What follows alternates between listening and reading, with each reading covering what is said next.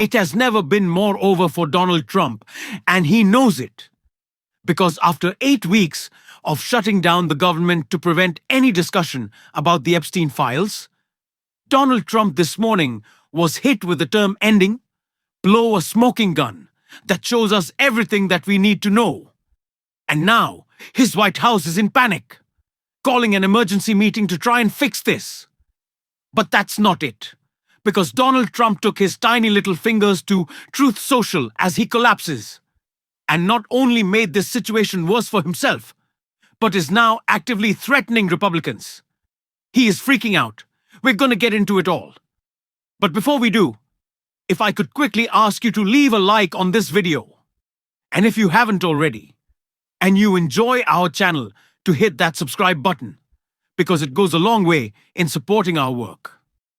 Now, before we get into that insane Trump post threatening Republicans and exposing his panic, I want to start with the breaking news of the meeting being held at the White House to try to save Donald Trump.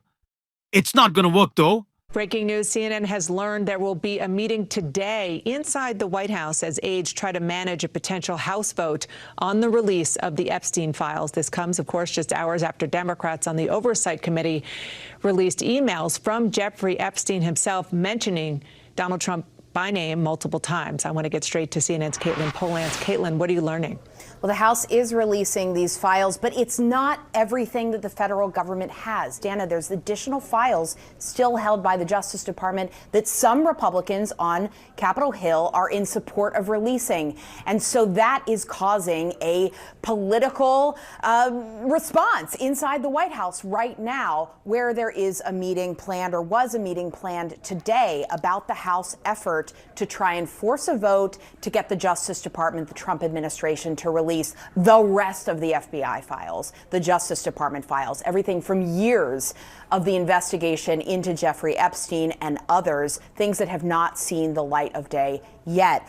What one source tells me, we have multiple sources confirming that this meeting is happening, but what one source tells me is that this meeting was planning to include some key figures from the Justice Department: the FBI Director Kash Patel, the Attorney General Pam Bondi, the Deputy Attorney General Todd Blanche, and then one of those Republicans in support of transparency, Republican Representative Lauren Boebert of Colorado. So what might happen at this meeting if Boebert could be swayed in a different direction on wanting transparency here? That is all something that is going to be at issue, and that the White House is clearly concerned about, having discussions about it. On top of that, Dana, another thing to remember here is that the Justice Department has tried many different ways to distract from releasing the full Justice Department files. They tried to get grand jury records out there. Blanche talked to Ghislaine Maxwell, a co-conspirator in Florida.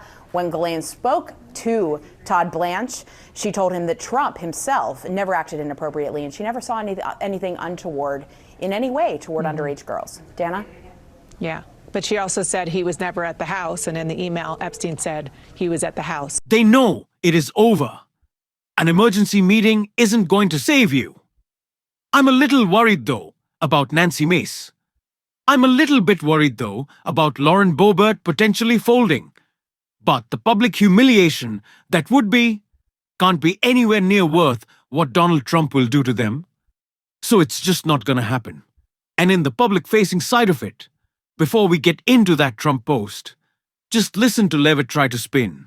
In the interest of transparency, why not just go ahead, release the full files on Epstein, get this all over with? This administration has done more with respect to transparency when it comes to Jeffrey Epstein than any administration ever.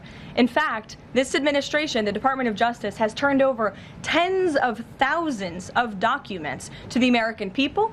We are cooperating and showing support for the House Oversight Committee. That's part of the reason you are seeing these documents that were released today, because of the House Oversight Committee's and Republicans' efforts to get these out to the public. This administration also moved, the Department of Justice also moved to unseal grand jury testimony, which we know, unfortunately, a judge declined those requests. It is over. It's a wrap. There is nothing they can say. There is no lie they can try to push. You can't blame the media. You can't blame Democrats. There is no arresting Barack Obama. It's not gonna happen. It is over. And it is why Donald Trump has turned to his last resort, because there are few Republicans who have said and gone on record that they will sign this discharge petition. Donald Trump has been attacking this in them this entire time. We know Marjorie Taylor Greene has been speaking up about that, but now he's trying to do it publicly, and it is not working. The Democrats are trying to bring up the Jeffrey Epstein hoax again, because they'll do anything at all to deflect on how badly they done on the shutdown, and so many other subjects. Only a very bad or stupid Republican would fall into that trap. The Democrats cost our country $1.5 trillion with their recent antics of viciously closing our country, while at the same time putting many at risk. And they should pay a fair price. There should be no deflections to Epstein or anything else, and any Republican involved should be focused only on opening up our country and fixing the massive damage caused by the Democrats. Donald Trump is threatening Republicans on Truth Social, saying that they should not vote for this discharge petition, that they would be caving to the Democrats. This is a bipartisan issue.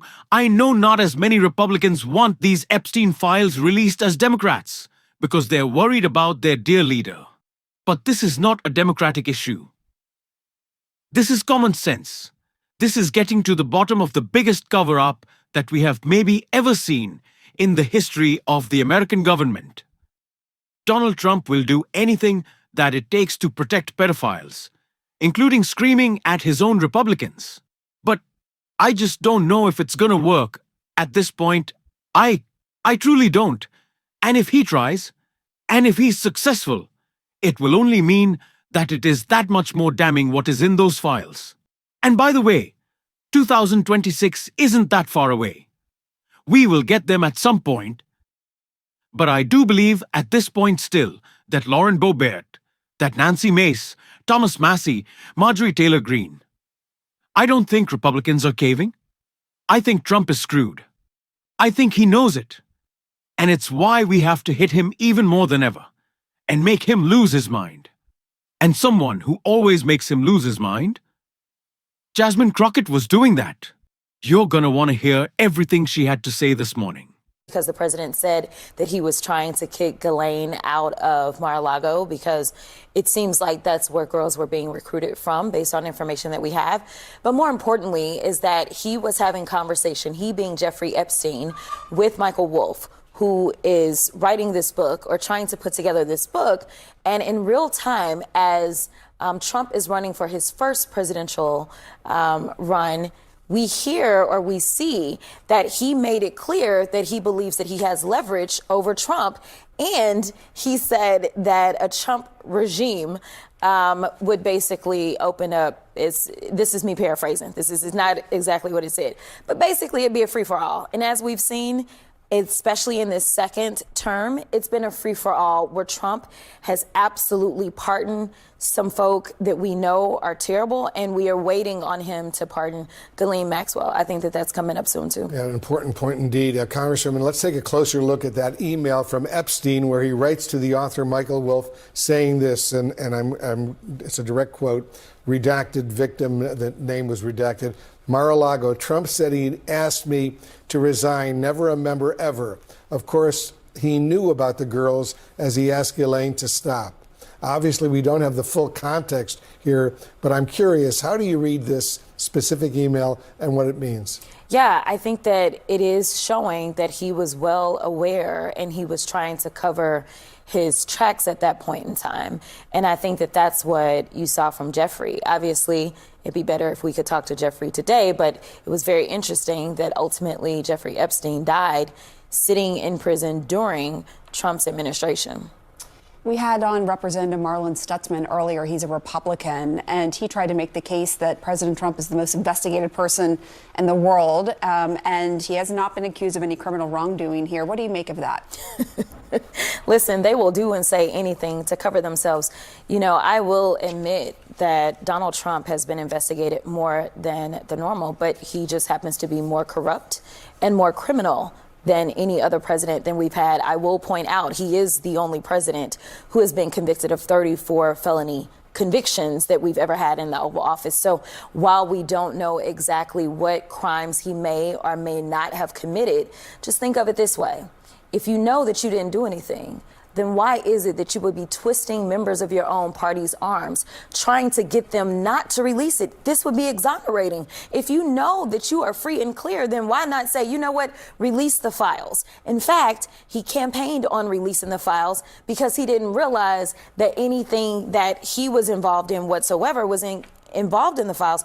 But let me tell you something. Another thing that was said in that other email that he had with Michael Wolff was he was talking about if he wants to basically play hardball, we will make mention of the fact that he really has been on the plane.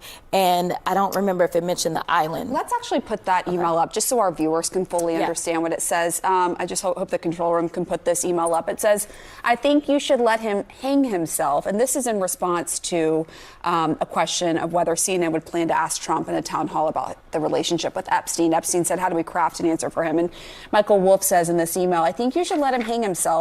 If he says he hasn't been on the plane or to the House, then that gives you a valuable PR and political currency. You can hang him in a way that potentially generates a positive benefit for you.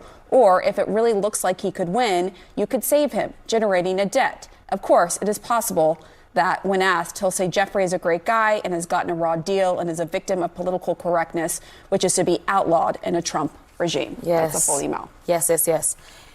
That is clear that Jeffrey Epstein had something to hang over his head. Why else or how else could you have a debt that you are able to? Now, exactly what it was, who knows, right? And that's what we're trying to get to the bottom of. But the fact that Trump does not want these files to be out, to me, says that he has more to hide than him actually being able to exonerate himself.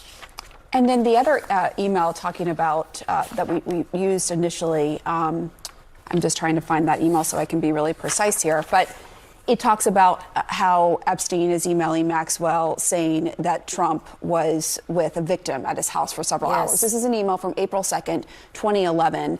Republicans are saying that that victim is Virginia Giuffre. As you know, she died by suicide. She's been very outspoken. Jeffrey Epstein. Here's the email right here on your screen. She wrote a book, as you know, and she did not accuse him of any wrongdoing. What do you make of that? And can you confirm that? Yeah, I don't know. Obviously, it's redacted who the victim is, so I won't necessarily take the Republicans' word. It needs to be non-stop Epstein all the time. This is all we should talk about right now. Of course, we should talk about how Republicans are trying to kick millions of Americans off their health care. We should talk about the damage that they have done with their shutdown. But we need to be talking about Epstein constantly. It is driving Donald Trump crazy. It is splintering the Republican caucus. It will blow up his term. And we need to be focused on it. We're going to on this show. If you want to support, that is always, you can hit that subscribe button, leave a like on this video. If you stuck around to the end, drop a blue heart in the comments. Keep on fighting, y'all. Don't let him silence you until next time. I'll see you soon.